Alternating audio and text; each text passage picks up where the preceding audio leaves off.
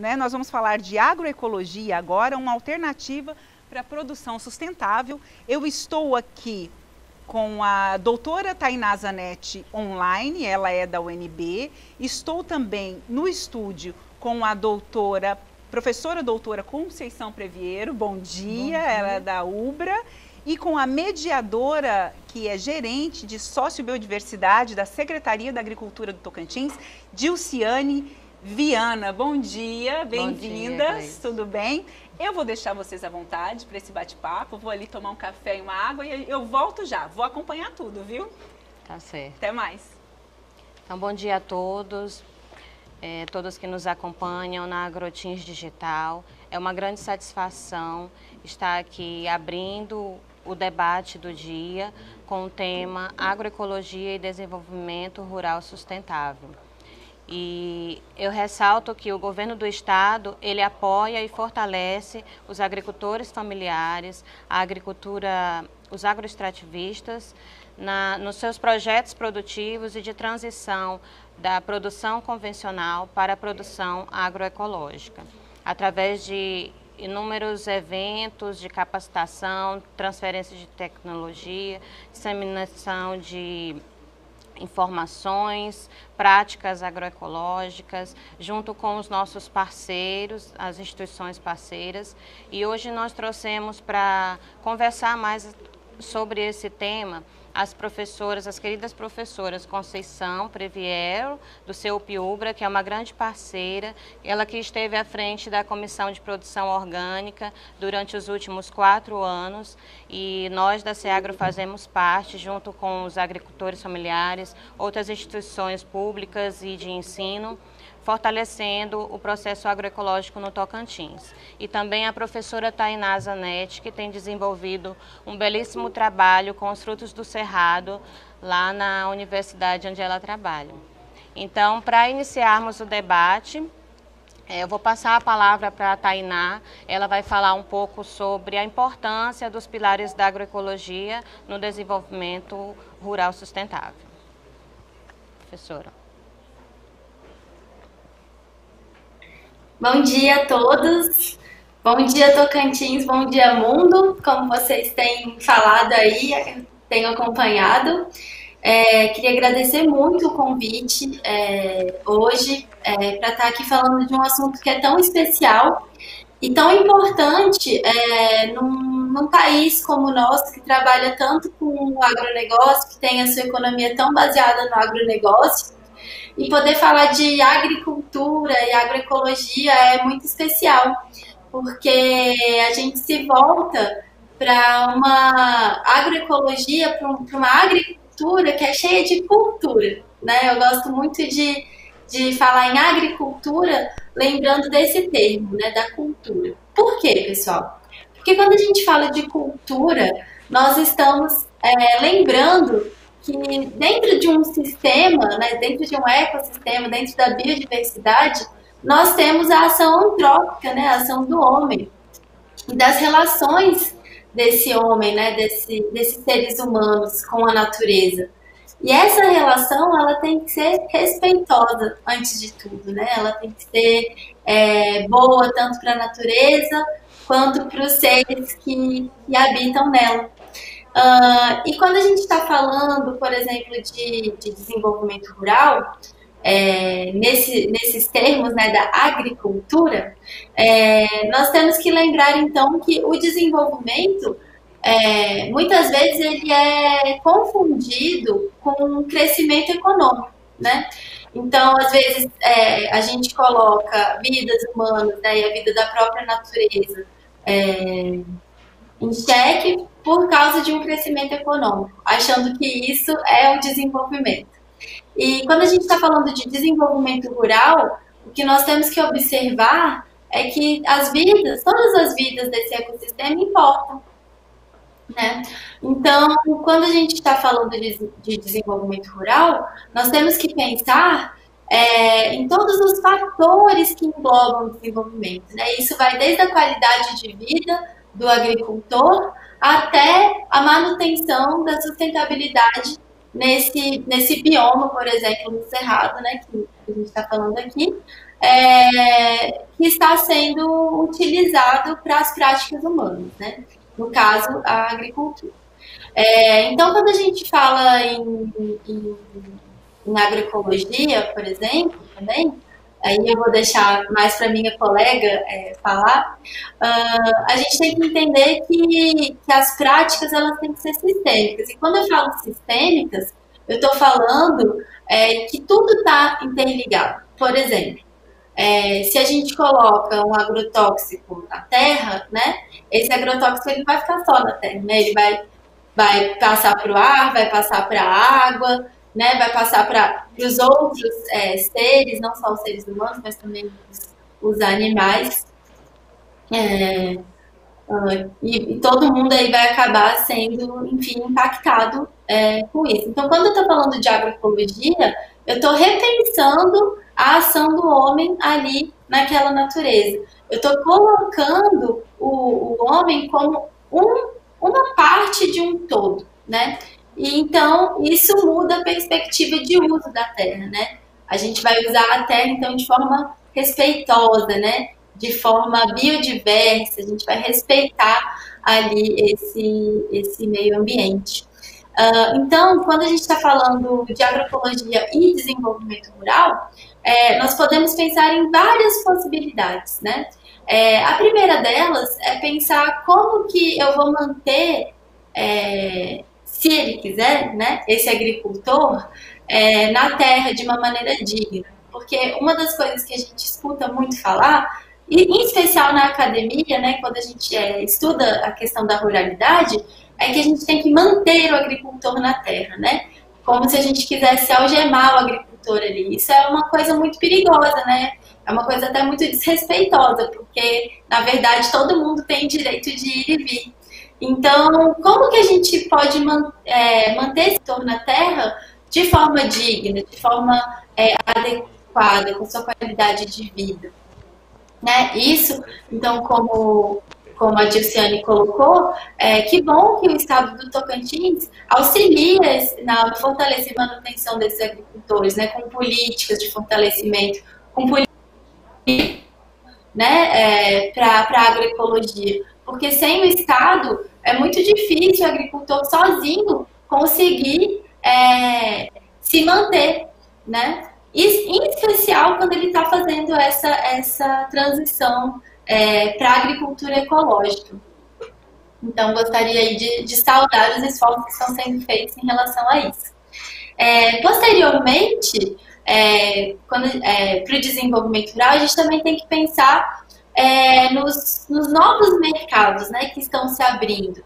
Então, a gente tem, sim, um mercado no Brasil muito estabelecido para o agronegócio, tanto interno quanto externo. Mas, quando a gente está falando de agroecologia e dessa transição agroecológica, dessa produção orgânica, nós temos que pensar que é um mercado diferenciado. Não dá para você colocar nas mesmas condições, por exemplo, um arroz convencional e um arroz biodinâmico, por exemplo. Eles vão trabalhar em lógicas diferenciadas, eles vão ter esforços diferenciados e eles vão participar de mercados diferenciados.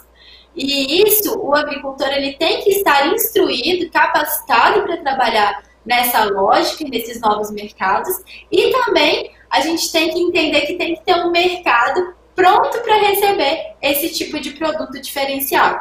Então, quando a gente está falando dessa construção social de mercados para esses produtos diferenciados, a gente tem que capacitar o agricultor para que ele entenda que o produto dele tem qualidades diferenciadas e isso pode abrir para ele possibilidades de trabalhar em mercados que talvez ele nunca tenha imaginado, como feiras especiais, como restaurantes, como mercados online, como CSAs, né, que são comunidades que sustentam a agricultura. E na outra ponta, o consumidor, né, ele também tem que estar preparado para receber esse tipo de produto. Porque muitas vezes a gente escuta o consumidor falar assim, mas essa cenoura orgânica tá cara. Mas esse arroz biodinâmico tá caro. Essa conserva de piqui tá caro. Mas por que que está caro, né? Será que é caro mesmo, né? Porque a gente acaba estando acostumado a pagar muito barato, né? Em produtos, às vezes, no mercado, produtos geralmente de commodity, que funcionam numa outra lógica, né? E aí, quando chega um produto que é feito artesanalmente, né? A partir da agricultura familiar, esse agricultor ele tem que se manter dignamente com a venda dos produtos dele. Então, a gente tem que preparar também esse consumidor para receber esse tipo de produto, para que ele entenda que não é caro, né? Mas que, na verdade, esse produto tem uma trajetória social, né? Ele tem uma cara, ele tem uma história, tem pessoas que trabalham em torno dessa farinha de jatobá, desse baru, né? E que essas pessoas precisam ter dignidade, né? Então, esse produto, você não está pagando um preço, né? Você está pagando um produto que tem vários valores agregados, né? Um valor simbólico, um valor artesanal, um valor de pessoas que estão se dedicando dia e noite para, por exemplo, manter o nosso cerrado em pé para chegar na sua mesa.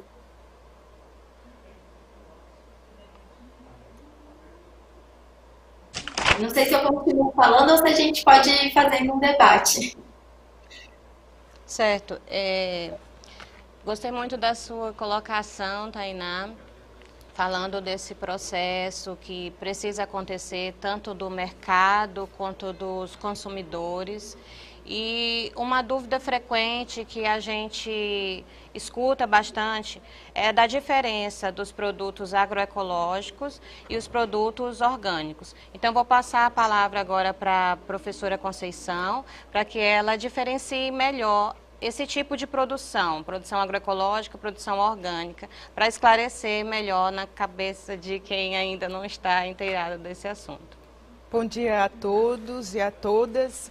Obrigada, Diane, pelo convite, né? Eu falo que vale reforçar a participação do Centro Universitário dentro da AgroTeams. Nós participamos desde a primeira AgroTeams. E no contexto, né, desse diferencial, a importância é, primeiro, você enxergar os cenários do que concerne a agricultura convencional e a agroecologia e a produção orgânica.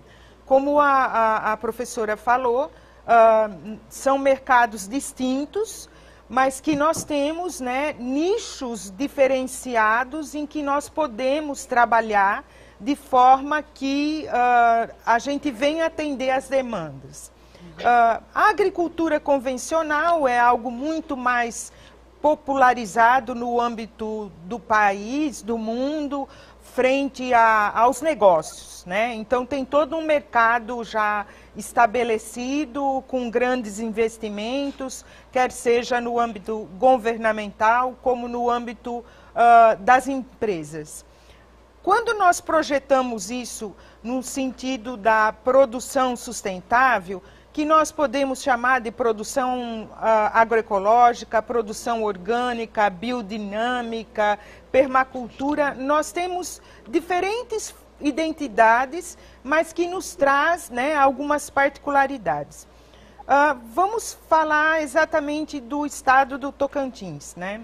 Nós temos no estado representatividades de povos que desenvolvem, né, os seus agroecossistemas, que, na verdade, não têm uma identidade de agroecologia.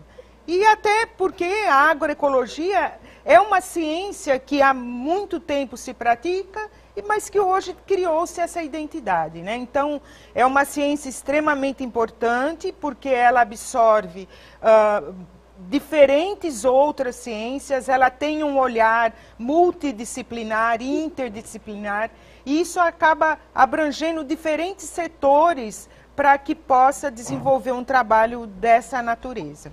Agora, se eu penso nos quilombolas, né? Se eu penso nos indígenas, nos ribeirinhos, nos pescadores, eles têm as suas formas, as suas práticas, não só dos cultivos, mas também as suas sementes, né? É claro que todo esse mercado que hoje foi imposto pelo agronegócio, muitos materiais genéticos se perderam, né? Então, esse é um trabalho importante. Eu vou mostrar aqui para vocês, né, algumas sementes de milho crioulo, que nós temos, né, um trabalho de resgate, multiplicação e doação de sementes crioulas. Então, as comunidades tradicionais, de alguma forma, tinham, né? Agora, como resgatar isso, vincular a questão do trabalho, né, dessas comunidades? Como você disse, nós temos programas, né, de incentivo, tanto no âmbito governamental, quanto as instituições privadas, as instituições de ensino. E hoje esse trabalho congrega, né, de maneira, primeiro, a reconhecer o que esses agricultores fazem, que é extremamente importante, a dar visibilidade aos produtos, até mesmo, né, do agroecoextrativismo, que é algo praticado dentro dessa agricultura sustentável, e as práticas, né, de desenvolvimento, de cursos, de seminários. Então, há um cenário pontual. Agora, o que concerne a produção orgânica? É uma produção que, de uma forma assim, mais simplificada, ela tem, né, um desenvolvimento tecnológico que você não consegue, muitas vezes, atender esse mercado considerando os insumos, as práticas que são desenvolvidas e, principalmente, a questão do atendimento às normativas, às legislações que regimentam a produção orgânica no país. Tanto no âmbito das empresas, né, certificadoras, como também no âmbito do governo federal, através da certificação social. Então, esse é um ponto que é preciso ter tecnologia diferente da tecnologia convencional para você poder ter o atendimento de uma produção orgânica, considerando certificação. Agora, a produção agroecológica, como eu falei antes, nós temos diferentes formas e sistemas que, de alguma forma, vem sendo praticada pelas comunidades, pelos grupos de agricultores. Precisa, né, alguns movimentos mais fortalecidos, principalmente no que concerne a organização social desses povos, desses agricultores, para que eles, de uma forma conjunta, possa ter um atendimento em especial de mercado. Eu, consumidor, quero ir a uma feira e ter a garantia que, independente de um selo, né, que uma certificação orgânica possa me dar, mas eu ter a confiabilidade, a credibilidade de origem daquele produto. Então, isso que é extremamente importante. A relação dentro de uma produção agroecológica, ela tem que estar sustentada num estabelecimento de confiança entre o produtor, entre o consumidor. E como a professora falou, nós não vemos, né, esse sistema, esses processos dentro da agroecologia de forma desintegrada, né? Então, todo o contexto, ele tem que acontecer de uma forma, né, dentro de uma sinergia. E nada disso vai prosperar se não tiver a valorização e o reconhecimento do homem do campo, o pequeno agricultor, né? Então, eu tenho preferência por um produto agroecológico, eu tenho preferência por um doce de mangaba, um doce de buriti, mas assim, como que nós podemos, né, fazer com que isso aconteça, organizando as pessoas, os grupos, e em especial reconhecendo e valorizando esse conhecimento que não está descrito muitas vezes em livros, em artigos científicos, e como sempre eu falo, você não consegue pôr no currículo Lattes. É algo que traz uma herança cultural, né, dentro dessa ancestralidade, que se nós não olharmos para isso de uma forma a valorizar, eu vejo que dificilmente nós vamos, né, conseguir avançar. E outro ponto que eu vejo extremamente importante, nada disso pode acontecer dentro de alguns segmentos, de algumas cadeias produtivas, se nós não tivermos o Cerrado em pé, a Amazônia em pé, porque do contrário fica difícil a gente dar continuidade. Certo. Eu gostaria de falar agora com a professora Tainá. Eu gostaria, professora, que você citasse um exemplo bem sucedido de uso de algum fruto da sociobiodiversidade dentro desse trabalho que você já realiza com os agricultores familiares, que você citasse um exemplo de sucesso. Bom, primeiramente queria agradecer muito as falas da professora, me sinto muito contemplada, especialmente quando ela fala da questão de que os agricultores e os grupos tradicionais, como os indígenas e os quilombolas, eles são os guardiões desses saberes, né? Então, o que a gente tem que fazer enquanto universidade, né, e eu acho que ela vai concordar comigo, é que a gente faça extensão universitária para que a gente consiga, de certa forma, guardar as memórias desses guardiões, né? Porque estão se perdendo. Muitas delas ficam na oralidade, né? Vão passando de geração em geração e muitas vezes essa nova geração muitas vezes não quer saber, infelizmente, né? Vão para a cidade, não querem ficar no campo, e esses saberes todos do Cerrado e dos outros biomas, mas especificamente do Cerrado, acabam se perdendo. E aí, nesse sentido, dessa questão ancestral, né, que vai passando de geração em geração, eu acredito que o produto que eu mais vejo com êxito é o óleo de piqui. Não sei se vocês já ouviram falar, mas eu acredito que sim. O óleo de piqui, ele é assim como o óleo de babaçu e o óleo de outras espécies, né, do Cerrado, ele foi desenvolvido, então, pelos indígenas do Alto Xingu, os Cuicuro, né? E eles foram passando para outras etnias indígenas até chegar nos Quinsede, né? Que são um grupo indígena ali daquele anexo do Xingu. E o mais interessante é que esse óleo de piqui, né, já é uma tradição de mais de 500 anos que é feita, né, nesses diferentes povos indígenas. E o óleo de piqui, para os povos indígenas, são utilizados como algo estético ou como repelente. Então, eles passam no corpo, passam na mão, passam no cabelo. E nós, da cidade, né, utilizamos como um ingrediente culinário, né? Então, nós vemos o óleo de piqui sendo vendido por diversas cooperativas, né, em especial a Central do Cerrado, que é uma cooperativa de cooperativas, né, que está aqui em Brasília, mas está em 22 estados do Brasil. Então, ele consegue organizar de forma cooperativa muitas cooperativas de todo o Cerrado, inclusive dos indígenas do Xingu, com o óleo de piqui.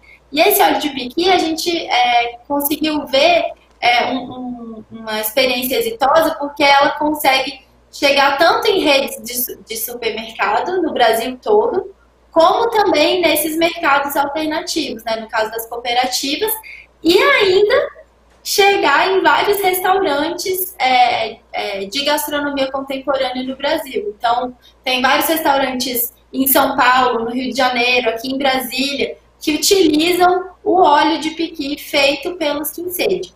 Então, é muito interessante porque eles desenvolveram toda uma tecnologia em relação ao piqui, né? Partindo do óleo, que é extraído a frio, mas também desenvolvem, né, o creme de piqui, que foi um creme que a gente desenvolveu com eles, né, numa vivência de ecogastronomia, que eu tive a oportunidade de ficar com eles alguns dias lá em 2017 e 2018. Eles desenvolveram também a castanha de piqui inteira, né? Então eles são o único grupo indígena que trabalha com o piqui, que consegue tirar a castanha do piqui inteira. Então, e mais a polpa, né? Então a gente vê aí 4 subprodutos. Não, ainda tem mais um produto que eles fazem a farinha de piqui. Depois que eles fazem o óleo, esse resíduo da polpa do piqui vira uma farinha de piqui. Então eles fazem o óleo de piqui extraído a frio para conservar todas as vitaminas e nutrientes do piqui. Então é riquíssimo em vitamina A, vitamina C, ácidos graxos bons, né, gorduras boas, a farinha, né, do piqui, a castanha inteira do piqui e o creme de piqui. Então, só com o piqui em um grupo tradicional, a gente consegue ver que a tradição deles, né, traz uma grande possibilidade de ingredientes, né, como o óleo, a farinha, a polpa. E a nossa interação possibilitou também mais uma inovação, que é o creme de piqui. Então, de modo geral, eu acredito que os óleos, né, têm sido produtos muito reconhecidos e muito valorizados e muito buscados por chefes, cozinheiros e consumidores, por vários motivos, porque os óleos, né? Então, eu tô falando do óleo de piqui, mas eu posso falar do óleo de buriti, do óleo de babaçu, do óleo do coquinho azedo, enfim, uma série de outros óleos, né? Porque eles têm uma grande possibilidade de invase, uma grande possibilidade de validade, né? Então, facilita a logística desse tipo de produto.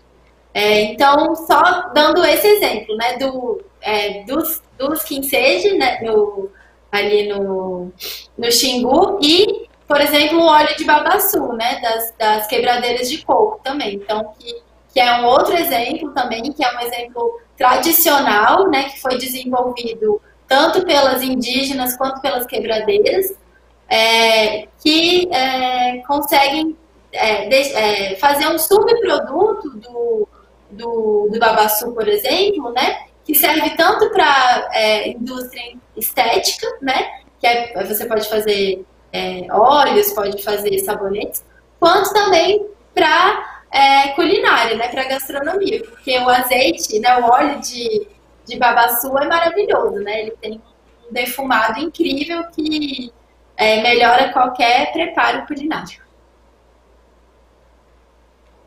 Tá certo, Tainá. Eu queria ressaltar que aqui no estado nós trabalhamos com comunidades agroextrativistas. Nós conhecemos sim o óleo de piqui, o óleo de buriti, o óleo de macaúba. Existem as mulheres agroextrativistas do Apacantão aqui no estado que desenvolvem esse trabalho e elas participam da Agrotins. Todo ano elas vêm comercializar seus produtos e nós, como governo, damos esse apoio de divulgação e na comercialização desses produtos. Também o óleo de babaçu com as quebradeiras de coco lá no Bico do Papagaio. E tem esse trabalho sendo construído aqui no estado também.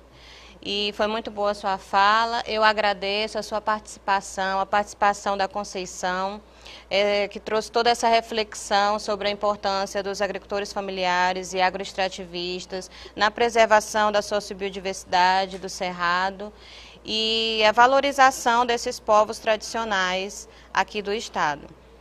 Eu faço um convite a todas as pessoas que procurem esses produtos tradicionais, que são cultivados, que são preparados pelos produtores aqui do estado, que tenham esse cuidado na hora de consumir esses produtos, né, de dar prioridade a eles, sabendo de tudo isso que foi abordado aqui, você vai estar valorizando o nosso produto aqui do estado e ajudando esses produtores a melhorar a sua qualidade de vida. Eu gostaria de passar para a professora Conceição, falar um pouco as últimas considerações, contando um pouco sobre o sistema agroflorestal, que nós participamos também da implantação lá no seu Piubra, e falando de alguma espécie que seja rentável também para a agricultura familiar implantando nesse sistema agroflorestal.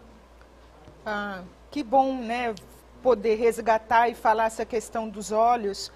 Quando nós pensamos no programa da bioeconomia, no âmbito do Ministério da Agricultura, um dos eixos, né, prioritários é a questão do óleo, dos azeites oriundos, né, dessas espécies nativas dos diferentes biomas.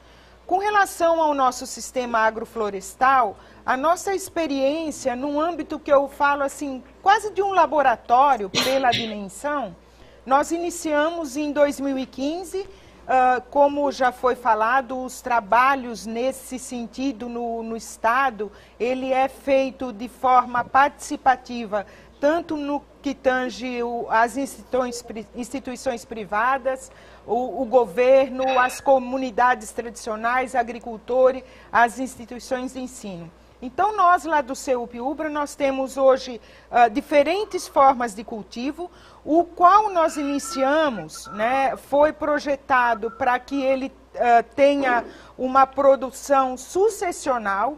Então, se inicia com a implantação de espécies que vão ter um desenvolvimento a médio e longo prazo, no que tange a tanto espécies frutíferas cultivadas, espécies nativas com potencial alimentar e também espécies madeireiras. E nesse desenvolvimento você vai fazendo o manejo de culturas que tenham uma produção mais rápida, mais a médio, né, prazo, e de maneira que você tenha um ciclo contínuo dentro desse processo, né, de produção. Então, você tira um produto, você instala outro, fazendo rodízio de diferentes culturas. Mas vale ressaltar a importância do policultivo, né? Você cultivar de forma diversa no que tange o equilíbrio, né, entre aspas, desse ambiente, o qual vai proporcionar uma menor infestação de doenças, de pragas. E mais do que isso, você ter uma diversidade naquilo que você vai colher, considerando a alimentação. Então, a nossa alimentação, ela pode ser mais diversa do que aquela que hoje nós fazemos, né? Mas tudo isso tem um contexto de mercado. Então, a agricultura, dentro desse olhar da agroecologia, da produção sintrópica, nós conseguimos, né, tirar diferentes produtos em pequenos espaços. Eu posso dizer que um ponto bastante forte dentro do sistema de produção, quando você trabalha a agricultura sucessional, então no início você tem a produção de hortaliças, mas você projeta num tempo de 2, 3 anos, você tem o desenvolvimento das fruteiras, que acaba sendo um bom produto de mercado, né? Então nós entendemos que o cultivo das bananas consorciado com espécies que se desenvolvem precisando mais de sombras, tem dado um resultado bastante positivo. Então, é possível, né, você manter uma família, eu digo que numa área pequena, de 1.000 metros quadrados, quando você trabalha, né, dessa forma, de maneira diversa, fazendo as sucessões de culturas e trabalhando com os recursos gerados daquela área, que vai desde a poda que você vai fazer num eucalipto, numa bananeira, quando você tira o cacho, para contribuir para esse sistema equilibrado. Certo, Conceição. Vou passar a palavra para a Tainá, fazer um desfecho, né, um resuminho de tudo que você falou. E você tem algum tempo para discorrer sobre isso? Bom, então eu acho que está sendo muito rica essa discussão, porque eu acho que tem alguns pontos importantes para a gente lembrar, então, primeiramente, lembrar que no Brasil a gente tem duas grandes realidades, né? Então, uma é de um agronegócio que motoriza a nossa grande economia, que trabalha com commodities, né? Enfim, que abastece o mercado interno e externo, né? Com diversas matérias-primas, né? Como, por exemplo, soja, arroz, milho. Mas nós também temos uma outra realidade no país, né? Que é uma realidade de uma agricultura tradicional, né? Então, como a Conceição bem colocou, hoje a gente chama de agroecologia, né? Ou agricultura orgânica, mas isso está muito atrelado aos saberes tradicionais, né? Então, às vezes, quando a gente chega para algum agricultor e fala, mas quem sabe você é agroecológico, daí não, eu sou comum, eu faço como eu sempre aprendi, né? Então, vai muito disso, né? Do saber tradicional, que hoje a gente coloca um nome.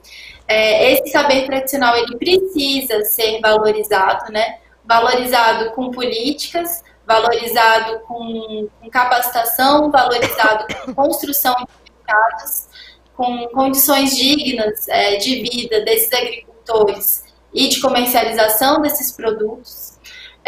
Nós precisamos também capacitar esses agricultores para apresentar os seus produtos, né? Então, eu acredito que não é porque é uma agricultura tradicional ou porque é um produto, um ingrediente tradicional, que ele precise também estar parado no tempo. Eu acredito que a inovação ela vem para contribuir ainda mais para que esses produtos se perpetuem, né? A gente que trabalha com as relações de tradição e modernidade, a gente entende que a tradição ela só consegue perpetuar no tempo se ela conseguir se adequar ao momento moderno.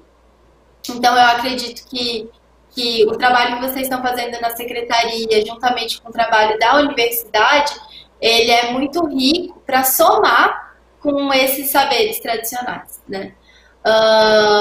A gente também, né, tem que capacitar os consumidores e os chefes, né, para que eles conheçam esses produtos, né, saiam do que eu chamo de monotonia alimentar. A Conceição bem colocou também, né, que a gente acaba vivendo numa monotonia alimentar. Se a gente vai ao supermercado, a gente encontra sempre os mesmos 5 tipos de fruta, que é laranja, maçã, banana, uva e pera, né? Sendo que o Cerrado tem mais de 1.500 frutas, né?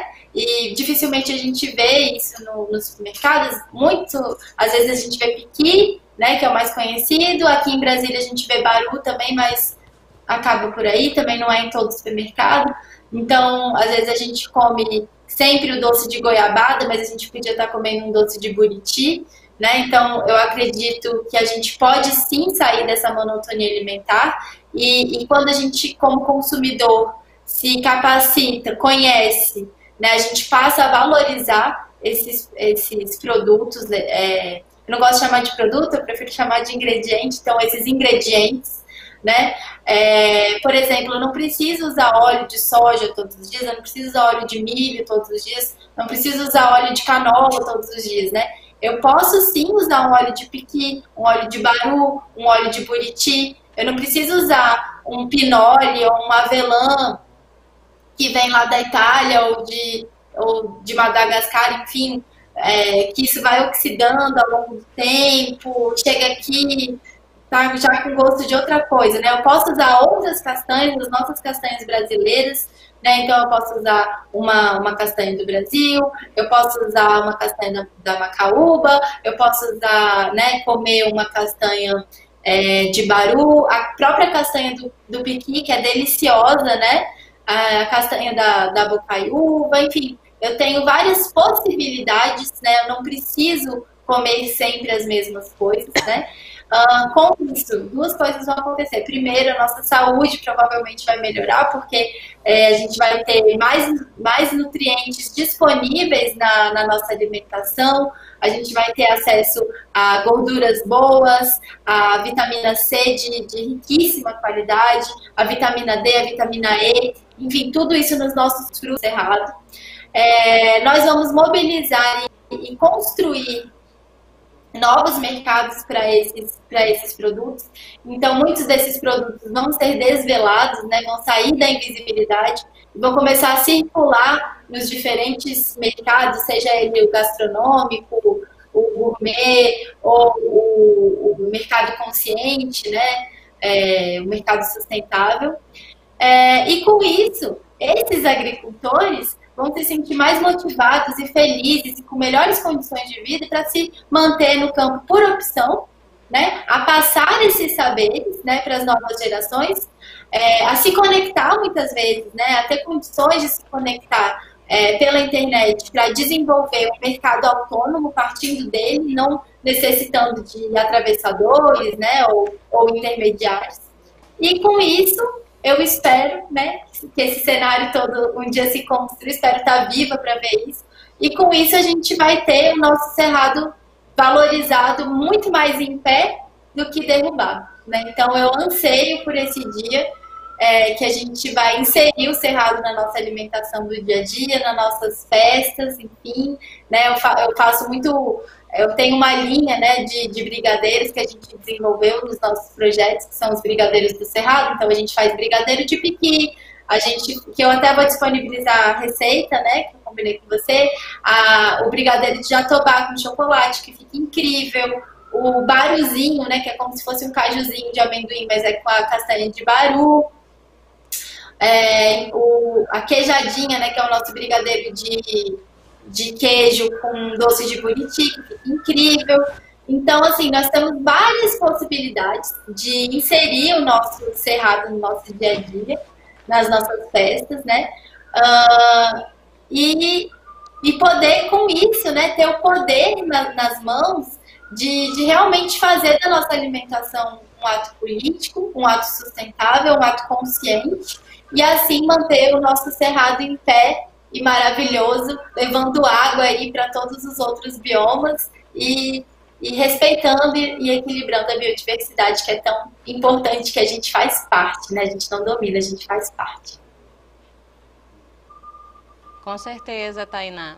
É muito importante a gente ter esse cuidado de valorizar o produto do nosso pequeno produtor, como a Tainá falou, o ingrediente, né? Quantas receitas a gente pode desenvolver utilizando os produtos que tem disponível no nosso cerrado e que os agroextrativistas já vêm seguindo esse trabalho. Eu aproveito para divulgar, esse ano nós não tivemos, por causa do cenário atual, a presença dos agricultores familiares na Agrotins, divulgando e comercializando seus produtos, mas eles estão presentes na plataforma digital. Vocês podem acessar no pavilhão da agricultura familiar, tem também a sociobiodiversidade. Vários produtores de diversos lugares do estado gravaram um relato mostrando o trabalho que eles desenvolvem, os produtos que eles comercializam, e lá eles fazem essa divulgação, tem o telefone para contato. Se vocês quiserem mais informações, podem entrar em contato lá na Secretaria da Agricultura. Nós estamos à disposição para fazer essa intermediação dos produtos do Cerrado pelos agroextrativistas direto ao consumidor. Então, nos colocamos à disposição. Eu agradeço a participação novamente da professora Tainá, professora Conceição. Foi muito rica a reflexão que nós fizemos de valorização do agroextrativista, do agricultor familiar, na preservação da sociobiodiversidade. Obrigada.